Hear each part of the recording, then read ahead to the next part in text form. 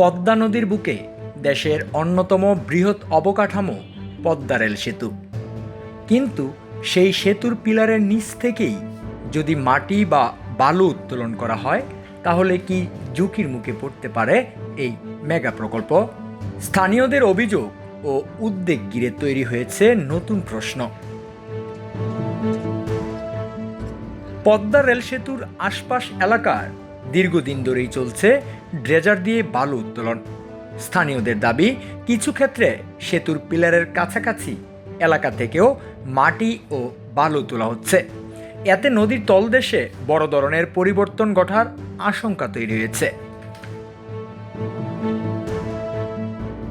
বিশেষজ্ঞরা বলছেন, বড় সেতুর পিলারের আশেপাশে অতিরিক্ত খনন বা অনিয়ন্ত্রিত বালু উত্তোলন হলে নদীর তলদেশ ক্ষয় বা ঝুঁকি বাড়তে পারে।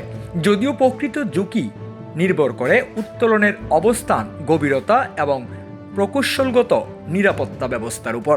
আবু বকর মেম্বার আর এই বর্তমান হলো জাহাঙ্গীর মেম্বার। বর্তমানটাও ঠিক না, আমগো মেম্বার কাও আমাদের এলাকার কোনো লোকের লোকে জড়িত না। কোথায় হচ্ছে এই বালু উত্তোলন? এর পেছনে কি কোনো বৈধ অনুমতি আছে? সেতুর নিরাপত্তা আসলে কতটা নিশ্চিত? আর এ বিষয়ে সংশ্লিষ্ট কর্তৃপক্ষই বা কি বলছে?